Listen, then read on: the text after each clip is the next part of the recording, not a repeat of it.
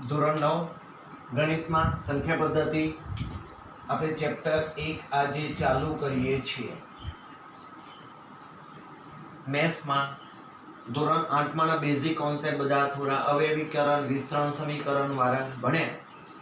ત્યારબાદ હવે આપણા મેથ્સ ટેક્સ્ટબુકમાં રહેલા અભ્યાસક્રમનું પહેલું ચેપ્ટર સંખ્યા પદ્ધતિઓ આજે આપણે ચાલુ કરીએ છીએ. ચલો વાત કરીએ સંખ્યાઓ. આપણી નજર આગળ આવતી કઈ કઈ સંખ્યાઓ છે તો -3, 0, 2 પંચમાંશ, 7, 7.8, 2.3 પંચમાંશ, -7.8, -8.5, -3.1 દૂતીયાંશ, વર્ગમૂળમાં 2, વર્ગમૂળમાં 64, વર્ગમૂળમાં 1.44, ઘનમૂળમાં 10, વર્ગમૂળમાં 27, 125 નું ઘનમૂળ. આપણે નજર આગળ આવતી આ બધી સંખ્યાઓ છે. હવે આ બધી સંખ્યાઓમાંથી આપણે એનું વર્ગીકરણ કરવાનું છે. વર્ગીકરણ એટલે કે કઈ સંખ્યાને કયા જૂથમાં સમજવી એની વાત. તો ચલો પહેલી વાત કરીએ તો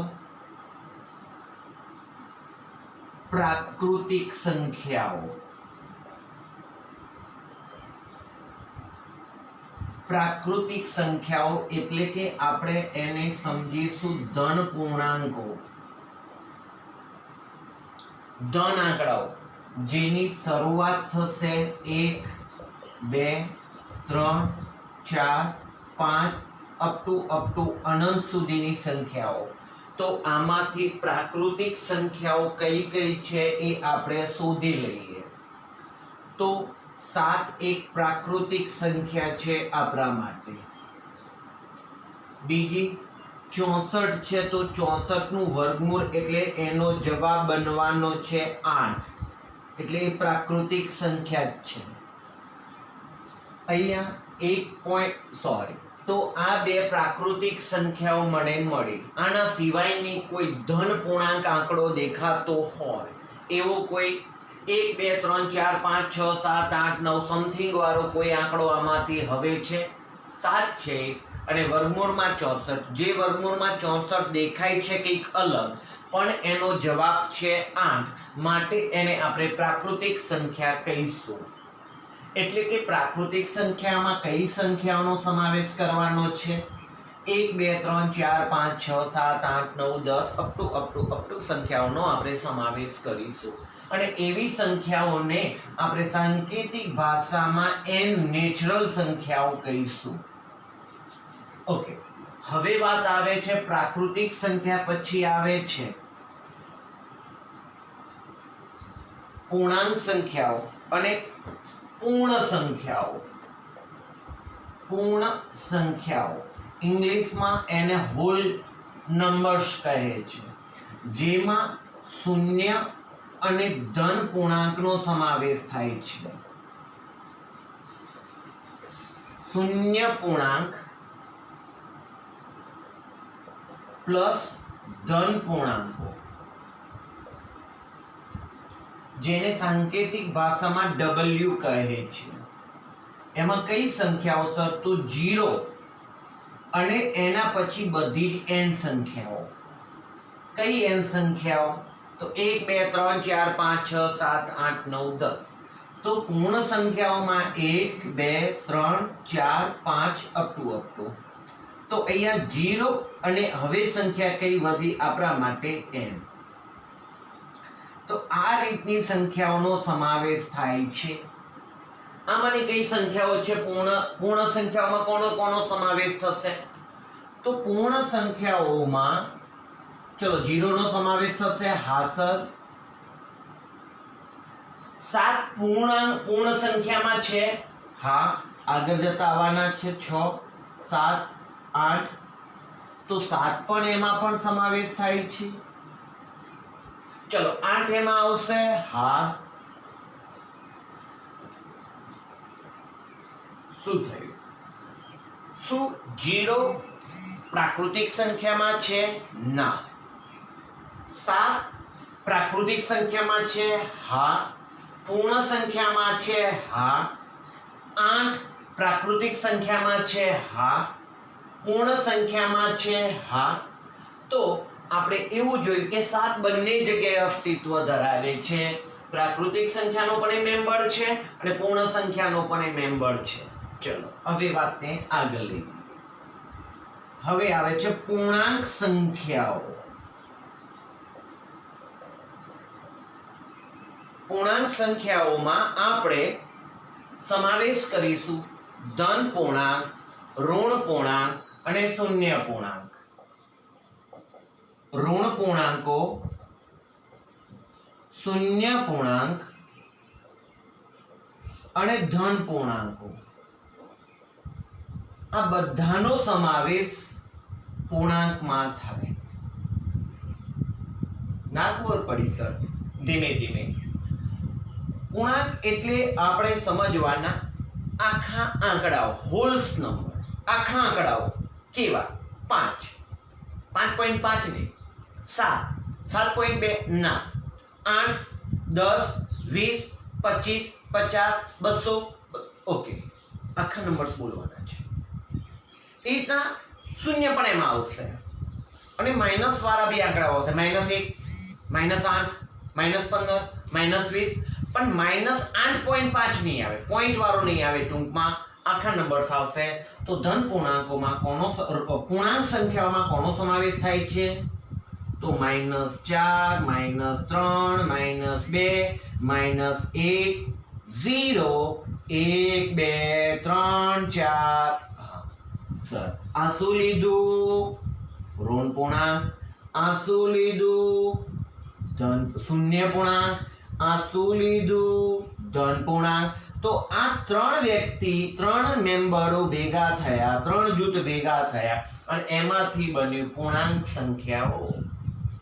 ચલો વાત કરીએ. શું 0 પૂર્ણાંકમાં આવે છે? હા સર આવે છે. શું એમાં 7 આવે છે? હા સર એ પણ આવે છે. 8 એમાં આવે છે? હા આવે છે.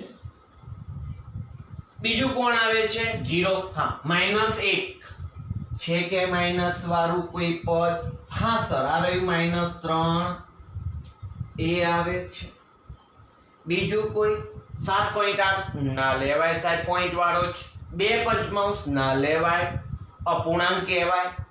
2 પૂર્ણાંક 3 પંચમાંશ ના લે, 2 અપૂર્ણાંક 3 પંચ ન લેવાય. -7.5 ના લેવાય, -8.5 ના લેવાય.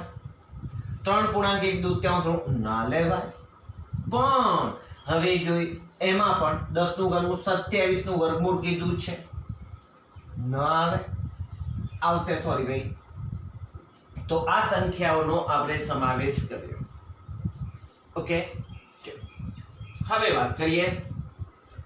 આ સંખ્યાઓમાં 0 આવે છે? આવે છે. -3 આવે છે? હા -3 આવે છે. એ -3 ની ચર્ચા અહીંયા કરો.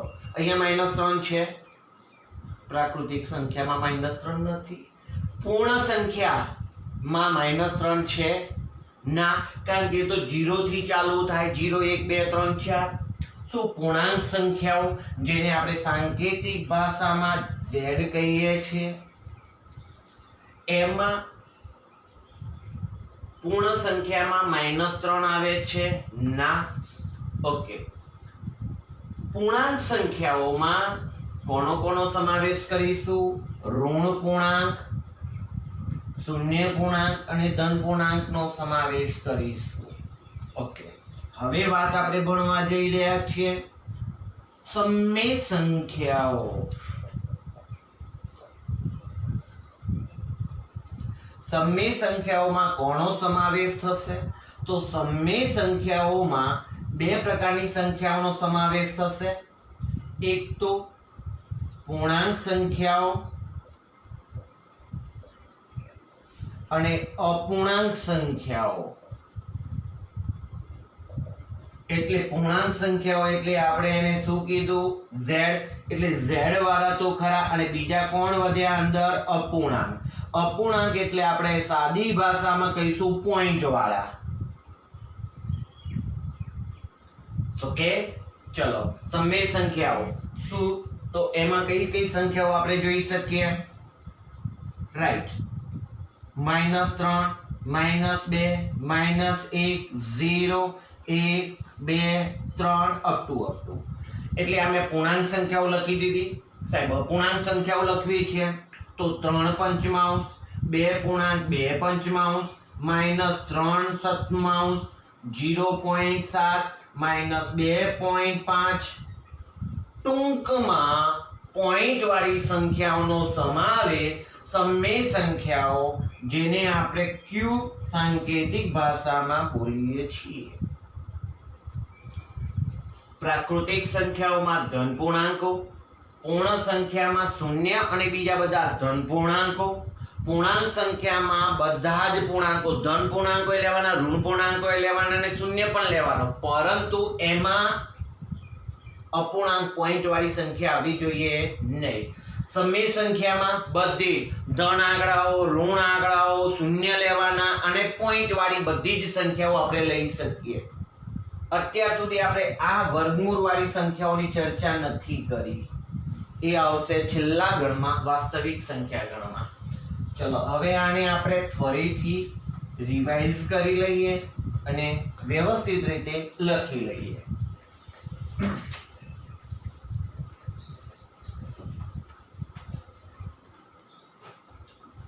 એક સંખ્યા પદ્ધતિમાં પ્રાકૃતિક સંખ્યાઓમાં કોનો સમાવેશ થાય છે તો 1 2 3 પ્રાકૃતિક સંખ્યાઓ જેને આપણે n તરીકે ઓળખીએ છીએ અને n સંખ્યાઓ કઈ છે n સંખ્યાઓમાં છે 1 2 3 4 5 6 7 અપ ટુ ઓકે એટલે કે આની આપણે વાત કરવી હોય તો એમાં કહેવાય ધન પૂર્ણાંક તમામ પ્રકારના ધન પૂર્ણાંકો એમાં ઋણ પૂર્ણાંક આવતા નથી પોઈન્ટ વાળી આવતી નથી વર્ગમૂળ વાળી નથી આવતી જીરો નો પણ સમાવેશ થતો નથી બીજી વાત કરીએ તો બીજી વાત હતી બે પૂર્ણ સંખ્યાઓ જે સંખ્યા ગણને W તરીકે ઓળખવામાં આવે જેમાં સમાવેશ થાય છે 0 1 2 3 4 5 6 7 અપ ટુ એમાં કોણ આવ્યું શૂન્ય પૂર્ણાંક આવ્યો અને ધન પૂર્ણાંકો આવ્યા એમના દ્વારા બન્યો એટલે આ બધી જ પ્રાકૃતિક સંખ્યાઓ બધી જ આમાં આવે છે તો આને નાનો ગણ એટલે કે ઉપગણ કહેવાય અને આ n નો ગણ થયો કહેવાય સાહેબ ગણ એટલે શું અમે ધોરણ 8 માં નથી ભણ્યા જૂના સિલેબસ પ્રમાણે છે બધી બાબતો પછી તમને સમજાવું છું 3 પૂર્ણ સંખ્યાઓ પછી લઈશું આપણે પૂર્ણાંક સંખ્યાઓ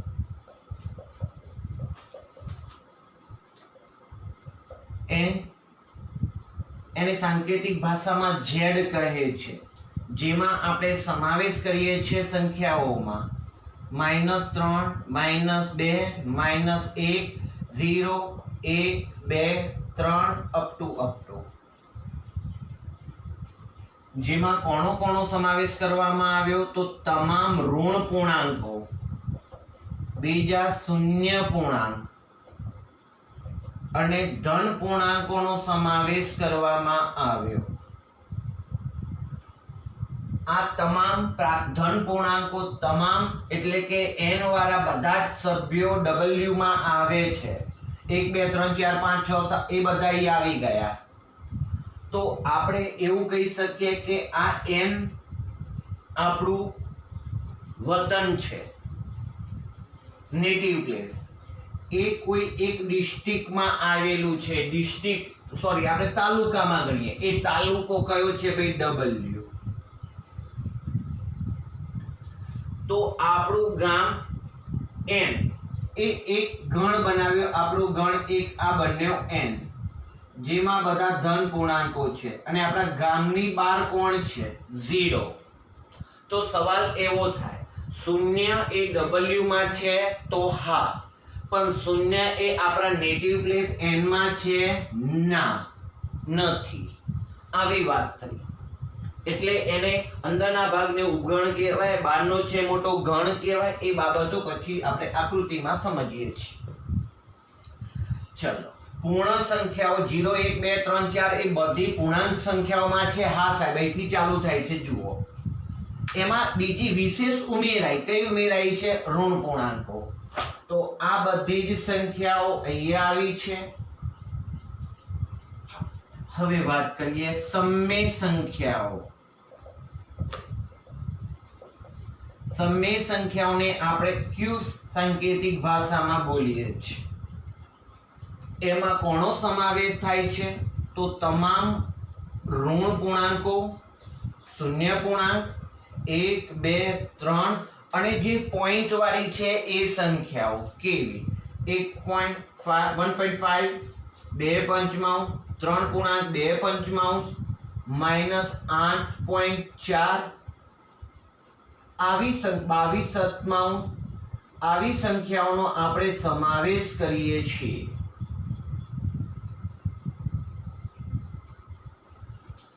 ધન પણ છે, ઋણ પણ છે, શૂન્ય પણ છે અને અપૂર્ણાંક સંખ્યાઓનો સમાવેશ થાય છે. તો અહીંયા આપણે વાત કરીએ તો ચલો, ઋણ પૂર્ણાંકો લીધા, શૂન્ય પૂર્ણાંકો લીધા, ઓકે, ધન પૂર્ણાંકો લીધા. હા, પણ આ તમામને આપણે શું કહીએ છીએ? પૂર્ણાંક સંખ્યાઓ. તો હવે આપણે આટલું બધું નહીં કહીએ, ટૂંકમાં એને કહી દઈએ તો પૂર્ણાંક સંખ્યાઓ અને પોઈન્ટ વાળી એટલે અપૂર્ણાંક સંખ્યાઓ. પૂર્ણાંક સંખ્યાઓ અને અપૂર્ણાંક સંખ્યાઓનો સમાવેશ સમય સંખ્યાઓમાં થાય છે. ચલો, 5. આ સિવાયની વિશેષ બીજી સંખ્યાઓ, જેને આપણે કહીશું વાસ્તવિક સંખ્યાઓ, ઇંગ્લિશમાં રિયલ્સ નંબર કહે છે, એટલે કે R. જેમાં આ બધી જ સંખ્યાઓ ખરી, આખી સંખ્યાઓ, ધન ઋણ શૂન્ય એટલે કે પૂર્ણાંકો, પોઈન્ટ વાળી એટલે અપૂર્ણાંકો, એ તો ખરા જ. અને જે વર્ગમૂળ વાળી સંખ્યાઓ છે કે જેનું વર્ગમૂળ ના નીકળતું હોય, જેનું ઘનમૂળ ના નીકળતું હોય, અનિયમિત સંખ્યાઓ, એટલે કે એમાં કેવી સંખ્યાઓ? તો જોજો, -1, 0 અને 1 એટલે બધી જ પૂર્ણ સંખ્યાઓ આવી ગઈ. ચલો, પોઈન્ટ વાળી વાત કરીએ તો 7.5, 2 પંચમાંશ, -7 9 આવી સંખ્યાઓ આવી ગઈ. એટલે કે ટૂંકમાં આ બધી સમય સંખ્યાઓ મેં અહીંયા લખી લીધી. બીજી કઈ છે એમાં કે જેનું વર્ગમૂળ ના નીકળતું હોય, જેનું ઘનમૂળ ના નીકળતું હોય એવી સંખ્યાઓ. ઓકે, હજુ બીજી કઈ સંખ્યાઓ આવશે કે એમાં એવી સંખ્યાઓ આવશે કે જે પાછળથી એનો જવાબ અનિયમિત હોય. પાઈની વેલ્યુ આપણે લઈએ છીએ 3.14, પણ એકચ્યુઅલી આ 3.14 ત્યાં ફિક્સ નથી. એની વેલ્યુ પાઈ બરાબર 3.1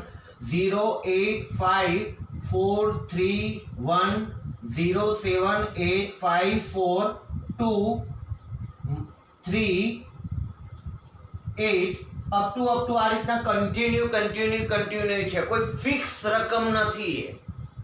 માટે એને સમય સંખ્યામાં નથી કહેવામાં આવતી, પરંતુ એને અસમય સંખ્યા કહે છે. કેવી? અસમય સંખ્યા. અને અસમય સંખ્યા એટલે શું એ બાબત આ ચેપ્ટરમાં આપણે પછી ભણવાની છે, એટલે હાલ એની કોઈ ડિસ્કસ કરતા નથી. ટૂંકમાં આપણે આવી સંખ્યાઓ જે લીધી એ સંખ્યાઓ અસમય સંખ્યાઓ છે. તો વાસ્તવિક સંખ્યામાં કોનો સમાવેશ થાય છે? વાસ્તવિક સંખ્યાઓમાં સમય સંખ્યાઓ અને આ સંખ્યાઓ વિશે પછી ભણીશું, પણ એ સંખ્યાઓનું નામ શું છે ભાઈ? અસમય સંખ્યાઓ. આ સંખ્યાઓની ચર્ચા આપણે કરી. હવે વાતમાં ચર્ચા કરીએ તો આપણો એક ગણ n લઈએ, n, જેનું નામ આપણે n આપ્યું, જેમાં 1 અને 2 અને 3 નો સમાવેશ થાય છે. ચલો w લઈએ, w, તો એમાં 0 છે. 0 શું n માં છે? ના, નથી. સામા n માં કયા કયા છે? 1 2 3. 0 સામા છે w માં. તો શું w માં 1 2 3 છે? w માં 1 2 3 છે? w માં 1 2 3 આવે છે? હા. આપણે આપણા શહેર અમદાવાદમાં રહીએ છીએ, તો અમદાવાદમાં જ રહીએ છીએ એવું કહી શકાય, અને ગુજરાતમાં પણ રહીએ છીએ એવું કહી શકાય ને. પણ આપણે જો ગુજરાતમાં જ રહેતા હોઈએ, એટલું કઈ કોઈ બોલે કે હું ગુજરાતમાં રહું છું, તો એવું કઈ નક્કી નથી કે અમદાવાદમાં, સુરતમાં હોય, બધે ગમે ત્યાં હોય. It's okay. ચલો વાત કરીએ. n માં કઈ સંખ્યાઓ છે? 1 2 3. w માં કઈ છે? w આખું રાઉન્ડ વિચારો તો 0 1 2 3. આના ઉપરથી સવાલ, શું 1 એ w માં છે? 1 w માં છે? હા. 2 w માં છે? હા. 3 w માં છે? હા. 0 w માં છે? હા. 0 n માં છે? 0 n માં નથી. હવે વાત કરીએ z. આ સંખ્યા ગણને આપણે z કહીએ. z માં કોનો વધારો થયો? તો ઋણ સંખ્યાનો. -1 -2 -3. હવે આમાંથી સવાલ, n માં -1 છે, n માં પ્રાકૃત ના, n w માં છે? ના. -1 z માં છે? હા. -3 z માં છે? હા. -3 n માં છે? ના. -3 w માં છે? ના. તો આપણને ત્યાં ખબર પડે છે. હવે n z q વાળી સંખ્યા, જેમાં પોઈન્ટ વાળી સંખ્યાઓનો આપણે સમાવેશ કરતા, -2 -7.2 -8.4 -1.7 અને 4.5. હવે પોઈન્ટ વાળી સંખ્યાઓ આવી, જેને આપણે કહીશું પૂર્ણાંક સંખ્યાઓ, અપૂર્ણાંક સંખ્યાઓ. પોઈન્ટ વાળી એટલે અપૂર્ણાંક કહીશું. ચલો હવે વાત, -2.5 q માં છે? હા. -2.5 z માં છે? ના. -2.5 w માં છે? ના. -2.5 n માં છે? ના. પણ હવે સાંભળજો, 1 n માં છે? હા. 1 w માં છે? હા. 1 z માં છે? હા. 1 q માં છે? હા. તો તમારે આ સંખ્યા પદ્ધતિઓ ભણવાની હતી. એ બાબતો આપણે તમને સમજાવી, અને એના આધારે 2-3 નાના ક્વેશ્ચન આપણે પછી તમને પૂછીએ છીએ, એના તમારે જવાબ પ્રશ્ન લખવાના રહેશે. ચલો ફરીથી વાત કરેલી છે. પ્રાકૃતિક સંખ્યાઓ એટલે ધન, પૂર્ણ સંખ્યાઓ એટલે w, જેમાં ધન પૂર્ણાંક અને ઋણ શૂન્ય પૂર્ણાંકનો સમાવેશ થાય. પૂર્ણાંક સંખ્યાઓમાં ઋણ પૂર્ણાંકો, શૂન્ય પૂર્ણાંક અને ધન પૂર્ણાંકો. સમય સંખ્યાઓમાં સમાવેશ કરીશું પૂર્ણાંક સંખ્યાઓ અને અપૂર્ણાંક સંખ્યાઓનો આપણે સમાવેશ કરીશું. વાસ્તવિક સંખ્યામાં સમય સંખ્યાઓ અને અસમય સંખ્યાઓનો સમાવેશ કરીશું. ચલો આપણે આ સંખ્યા પદ્ધતિ ભણ્યા. હવે વાતને આગળ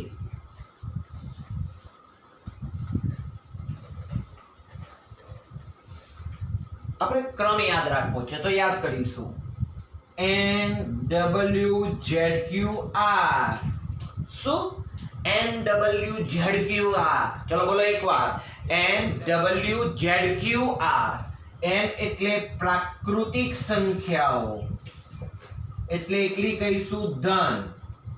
W જેને કહીશું બે પૂર્ણ સંખ્યા, જેમાં કોણ આવશે? શૂન્ય અને ધન. અહીંયા લખું, ચલો.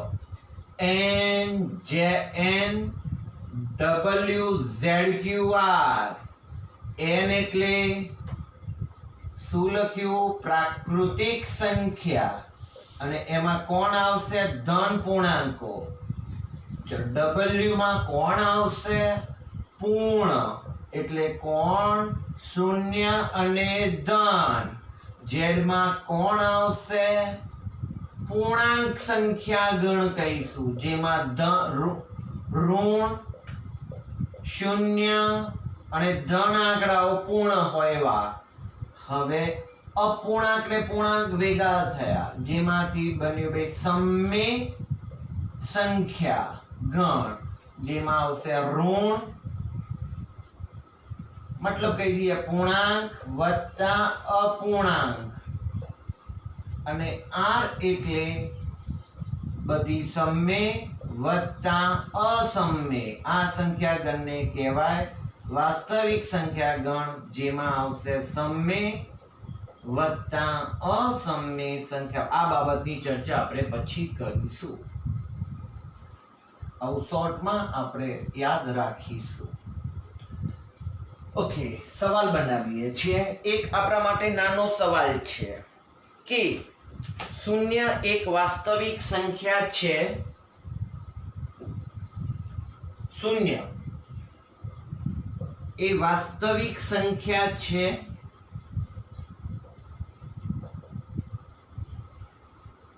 તો મારો જવાબ છે હા, સંખ્યા ગણમાં વાસ્તવિક છે જ. શું એનો સમાવેશ n માં થાય છે?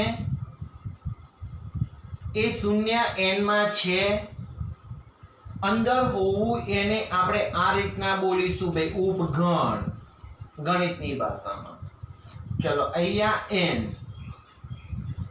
શું 0 n માં છે? ના, તો does not subset એવો શબ્દ છે. આ બધા 0 સભ્યની વાત કરીએ. ચલો n સભ્ય છે? ના, નથી. 1 n માં છે? હા, તો સબસેટ કહેવાય.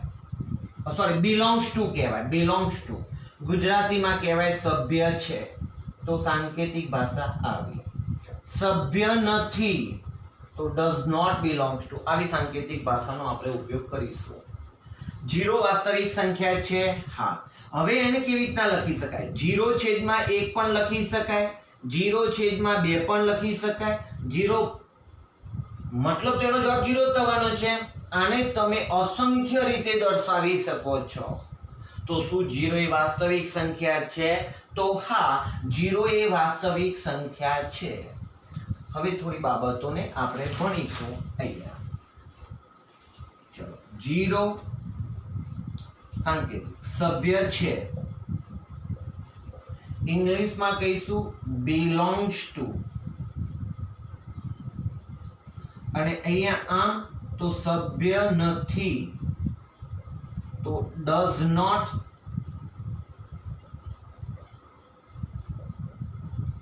belongs to.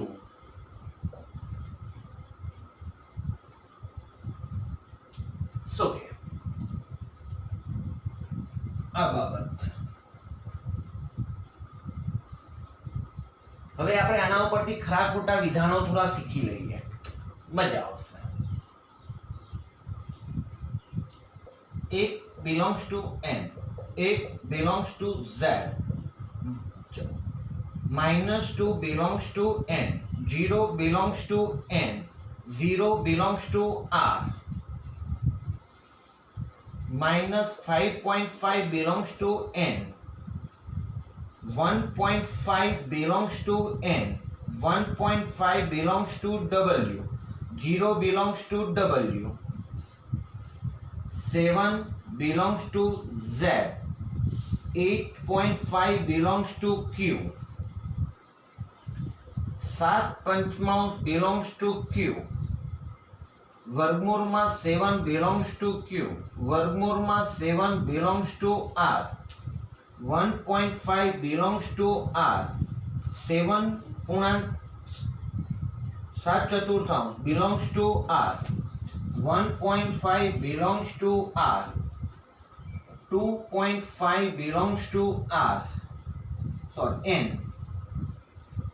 2.5 belongs to W, minus 3.5 belongs to Q. Z વાળા ઓછા લીધા છે તો યાર Z. ચલો હવે આમાં આપણે બધામાં belongs to લખ્યા છે, પણ સાચા વિધાનો એમાંથી બનાવવાના, કેટલાક વિધાનો ખોટા છે તો આપણે એમાં સમજીને ચર્ચા કરીશું. ચલો આપણે ક્રમ યાદ રાખીશું. NWZQR ready. બોલો. એક n માં આવે? હા સાહેબ આવે. ઓકે બેટા. એક z માં આવે? યાદ કરો આ z મોટો ગણ છે,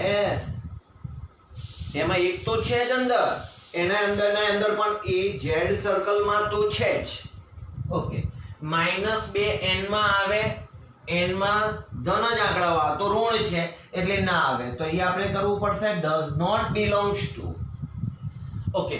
0 n માં છે, n માં તો 1 2 3 થી ચાલુ થાય, 0 ના આવે સાહેબ, 0 નતો આવતો તો ત્યાં લખાશે does not belongs to.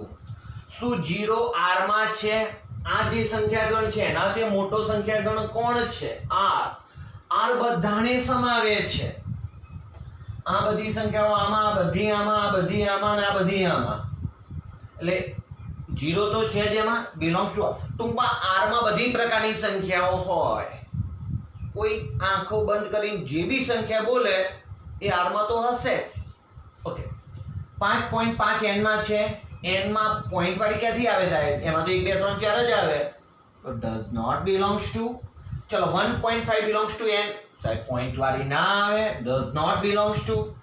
Point વાળી w માં આવે? ના સાહેબ, એમાં 0 ને બધી ધન આવે, પોઈન્ટ વાળી ના આવે, does not belongs to. w માં 0? હા સાહેબ આવે. ઓકે. ચલો 7 z માં આવે? હા. z માં ધન આંકડો આવે, શૂન્ય આવે, ઋણ આવે તો હશે. ચલો 8.5 q માં પૂર્ણાંક અને અપૂર્ણાંક આ પોઈન્ટ વાળી આવે સાહેબ. 7/5 એટલે અપૂર્ણાંક સંખ્યા છે. કેવી રીતના એ પછીના લેક્ચરમાં આપણે સમજીશું, અત્યારે નહીં. બીજી વાત, r માં તો કીધું સાહેબ તમારે જે નાખવી એ નાખો, સંખ્યા અંદર r માં સમાવેશ થાય જ. ચલો 1.5 r માં તો જે નાખવી હોય નાખો. 7/4 r માં હોય જ, 1.5 r માં હોય જ, 2.5 n માં સાહેબ ના હોય, પોઈન્ટ વાળી n માં ક્યાંથી હોય? તો does not belongs to. 2.5 w માં? w માં પોઈન્ટ વાળી ના આવે, does not belongs to. અને પોઈન્ટ વાળી z માં?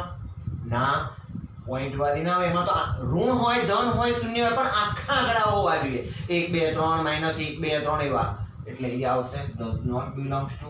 તો આ બાબતો આપણે ભણ્યા છીએ અને આનાથી પણ મોટો ગણ આપણે લઈએ છીએ r વાસ્તવિક સંખ્યા ગણ નો સમાવેશ થાય છે. હવે અહીંથી આપણે થોડો એક આગળ સમય સંખ્યાઓ વિશે નો અભ્યાસ કરીશું. તો કે હવે વાતને આપણે આગળ લઈએ.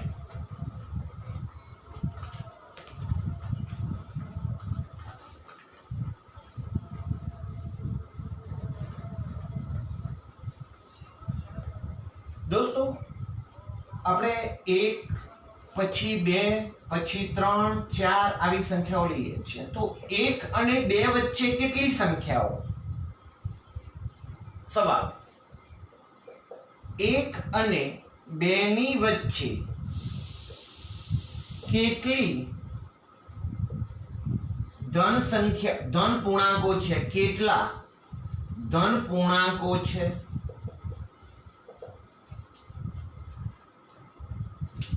સવાલ. અને 1 અને 2 વચ્ચે કેટલી વાસ્તવિક સંખ્યાઓ છે?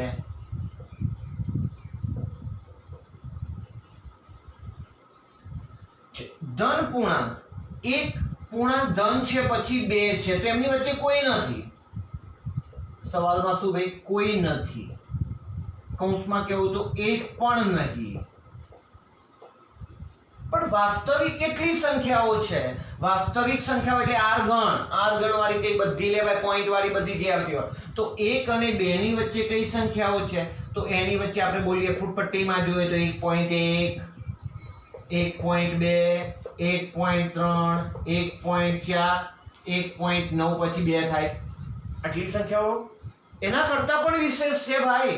1.11, 1.32, 1.7854.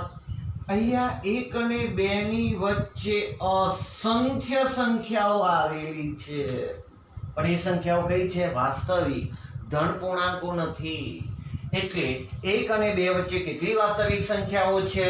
તો કહીશું આપણે અસંખ્ય. ફરીથી સાહેબ સમજાવો ને. ચલો, 5 અને 7 વચ્ચે કેટલા ધન પૂર્ણાંકો? ધન અને પૂર્ણાંકો કીધા તો કોણ હશે? 6. પણ એમ કહું છું 5 અને 7 વચ્ચે કેટલી સંખ્યાઓ? એમાં હું ક્લિયર નથી કહેતો કે ધન પૂર્ણાંક, એવા પૂર્ણાંક અપૂર્ણાંક પણ હોય ને, સંખ્યા તો અપૂર્ણાંક, તો બધી પોઈન્ટ વાળી બધી જ આવશે આમાં વચ્ચેની. તો આ બધી અહીંયા આપણને અસંખ્ય સંખ્યાઓ મળે છે. આ તો એક્સક્યુઝ તમને પૂછે તો. પણ હવે એના ઉપરથી આપણે ભણવાનું છે કે જુદી જુદી સંખ્યાઓ મેળવવી. ચલો, 3 અને 4 વચ્ચેની સવાલ. 3 અને 4 વચ્ચેની 6 સમય સંખ્યાઓ મેળવો. 3 અને 4 વચ્ચેની 6 સમય સંખ્યા કે જેની વેલ્યુ 3 અને 4 વચ્ચે થતી હોય. ધન પૂર્ણાંકો મેળવો એવું નથી કીધું, વાસ્તવિક સંખ્યાઓ એટલે કે સમય સંખ્યાઓ મેળવો એવી વાત થઈ છે. તો આપણે સમય સંખ્યાઓ મેળવવાની છે. તો પહેલા શું કરીશું? 3 બરાબર આપણે 3/1 લખી શકીએ. હા, અહીંયા લખીશું. અને 4 તો આપણે 4/1 લખી શકીએ. હવે આપણે આને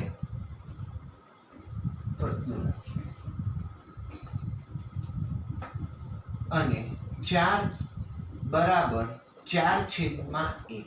જો જ્યારે આવી સમય સંખ્યાઓ લખવી હોય ત્યારે ગણિતના નિયમોનો આપણે ઉપયોગ કરીશું. કેવું?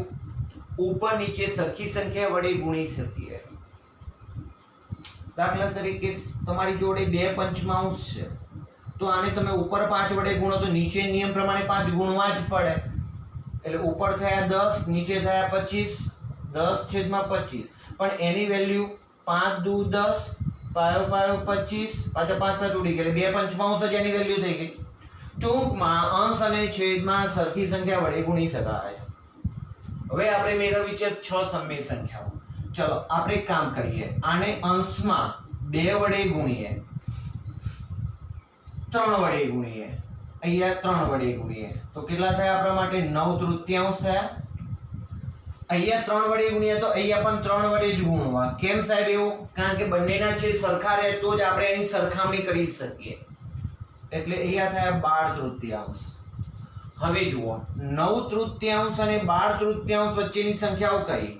10/3, 11/3, પછી 12/3. તો આપણને કેટલી સંખ્યાઓ મળી? 2 સંખ્યાઓ મળી.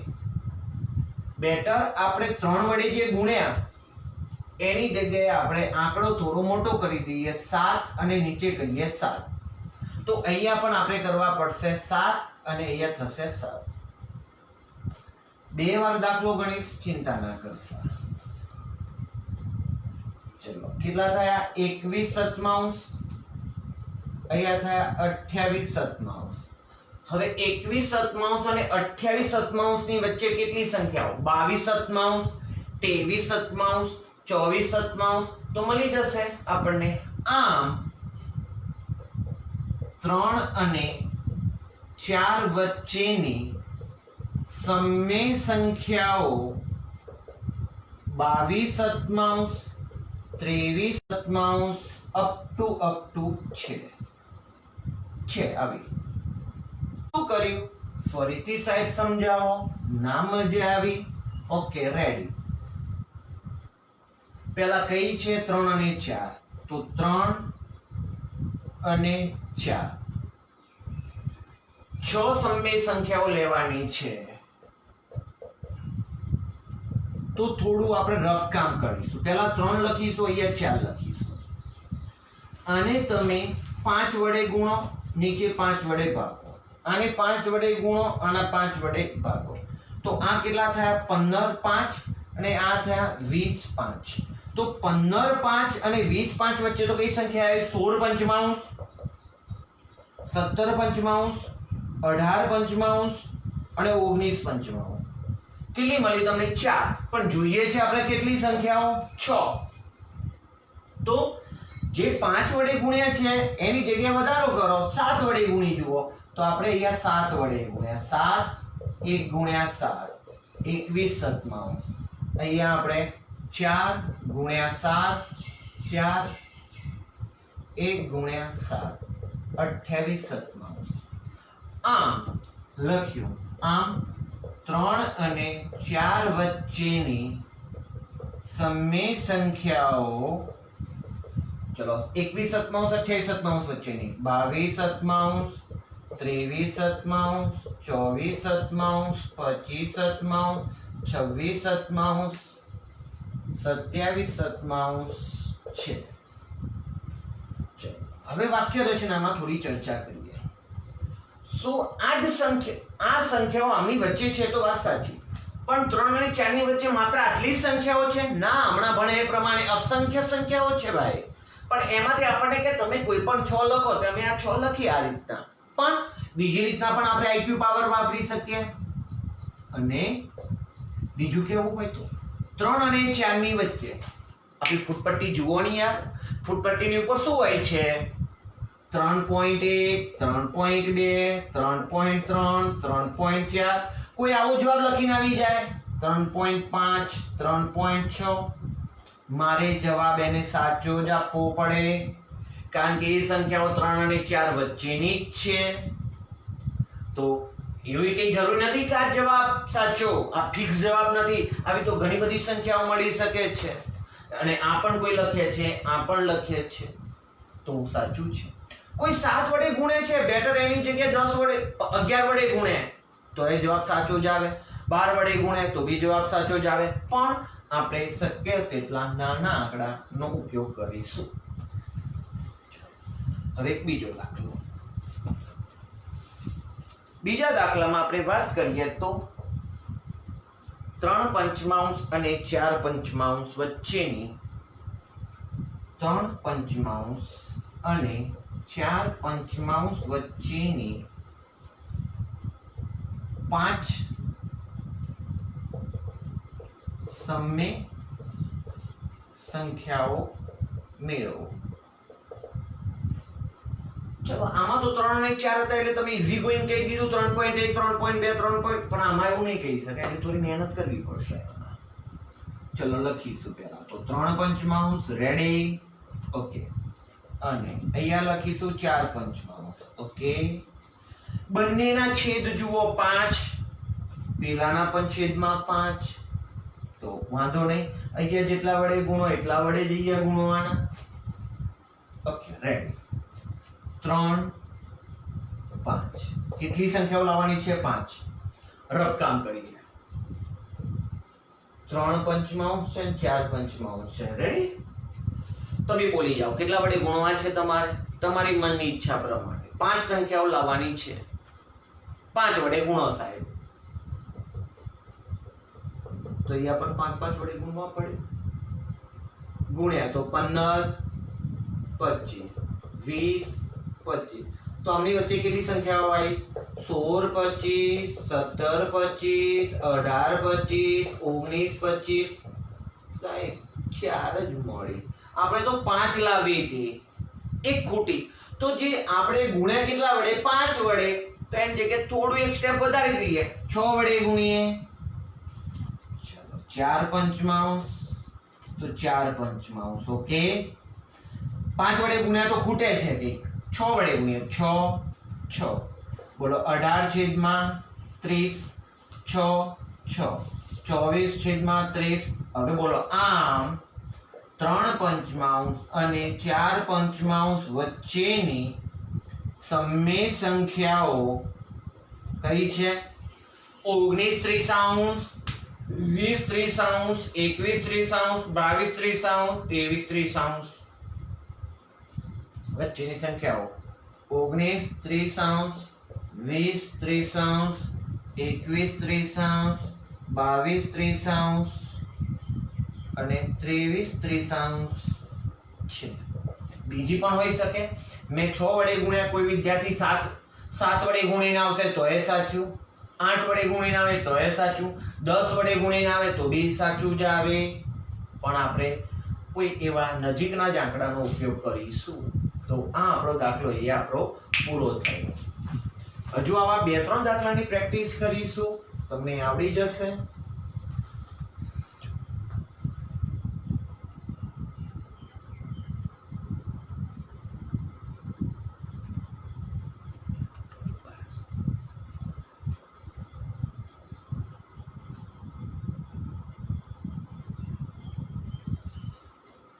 ઓકે, હવે આપણે લઈ રહ્યા છીએ એક બીજી સંખ્યા, જે સંખ્યા છે તમારા માટે 3 પંચમાંશ અને 7 અષ્ટમાંશ. 3 પંચમાંશ અને 7 અષ્ટમાંશ વચ્ચેની 3 સમય સંખ્યાઓ મેળવો. ચલો 3 પંચમાંશ, 7 અષ્ટમાંશ. એક તો અહીંયા જુઓ, છેદ સરખા નથી. લાસ્ટ દાખલામાં શું હતું? 3 પંચમાંશ અને કંઈક 4 પંચમાંશ, બંનેમાં છેદ સરખા હતા. જ્યારે છેદ સરખા ના હોય ત્યારે બંનેના પહેલા છેદ સરખા કરવા પડે. છેદ સરખા કરવા માટે લસા લેવું પડે. 5 અને 8 નો લસા થાય 40. 40 અહીંયા 40 થવા જોઈએ ને અહીંયા 40 થવા જોઈએ છેદમાં. મને એટલી ખબર પડે. ચલો આને 40 કરવા માટે કેટલા વડે ગુણવા પડે? 8 પંચે 40, તો ઉપર 8 વડે ગુણાય. આને 40 કરવા માટે અહીંયા 5 વડે ગુણાય, તો અહીંયા 5 થઈ ગયા. તો અહીંયા કેટલા થાય? 24 છેદમાં 40 અને આ થયા 35 છેદમાં 40. તો આમની વચ્ચેની આપણને સંખ્યાઓ મળી ગઈ.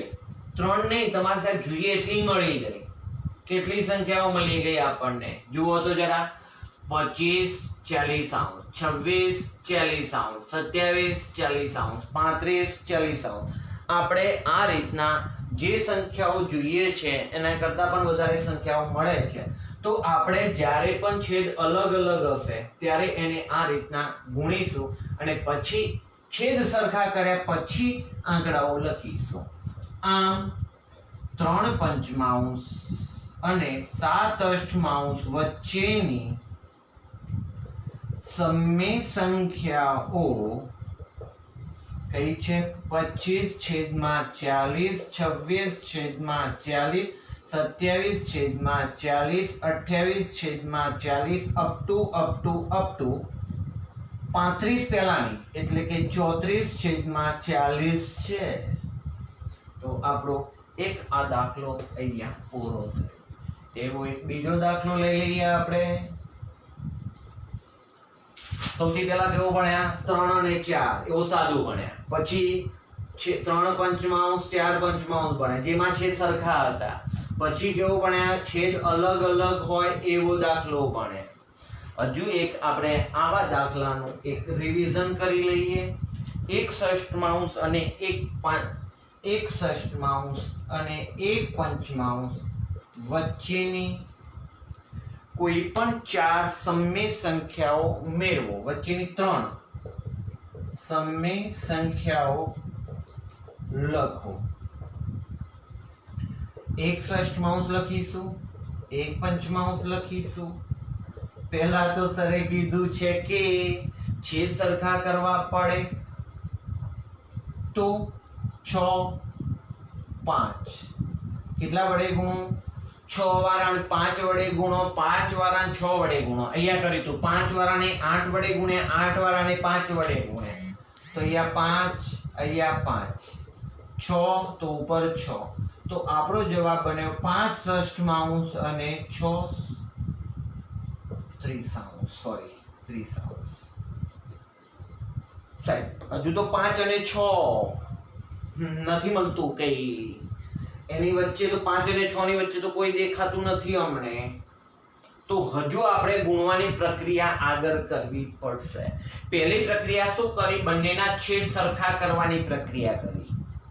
છેદ સરખા કર્યા તો 5 અને 6 મળ્યા, પણ કઈ વચ્ચે કોઈ આંકડો મળતો નથી. અહીંયા તો આપણે છેદ સરખા કરવા ગયા, એમાં બે આંકડાની વચ્ચે ગેપ છે 24 અને 35, એટલે એમાંની વચ્ચેની લખી દીધી, એટલે કહાની પૂરી થઈ ગઈ. પણ અહીંયા તો 5 અને 6 ની વચ્ચે કોઈ ગેપ નથી, વચ્ચેની કોઈ સંખ્યાઓ લખવી છે. તો હજુ એક સ્ટેપ આગળ ગુણવા પડશે. પણ ગુણવાની વાતમાં હવે છેદનો જવાબ બદલાવવો જોઈએ નહીં. મતલબ છેદ બંનેમાં સરખા રહેવા જોઈએ. સરખા ક્યારે રહે? કે ઉપર નીચે તમે સરખી સંખ્યા વડે ગુણો ત્યારે. 6 30. ચલો કેટલી મેળવવી છે તમારે? 3. ચલો 3 વડે ગુણું. સમજો કે હું 5 ત્રીસાંશ છે અને 6 ત્રીસાંશ છે. 3 3 3 3 3 વડે ગુણીશ તો 5 × 15 થશે, અને 3 વડે ગુણીશ તો 18 થશે. તો એની વચ્ચેની 16 અને 17 બે જ મળશે. મારે 3 જોઈએ છે, તો હું 4 વડે ગુણું. ગુણ્યા 4 ગુણ્યા 4 ગુણ્યા 4 ગુણ્યા 4. શું થયું સર? ચલો કેટલા થયા? 20/120 અને 24/120. આ એક ષષ્ઠમાંશ અને એક પંચમાંશ વચ્ચેની સમય સંખ્યાઓ. બોલો બોલો. 21/120, 22/120, 23/120 છે. તો આજનો આપણે આ કામ પૂરું થયું. આના લગતા દાખલાઓ તમને હોમવર્કમાં આપવામાં આવશે. જે આપણું બોર્ડ વર્ક થયું છે એ બોર્ડ વર્કનું પણ તમને પીક મોકલવામાં આવશે. એ બોર્ડ વર્કના તમામ દાખલાઓ તમારે લખી લેવાના રહેશે.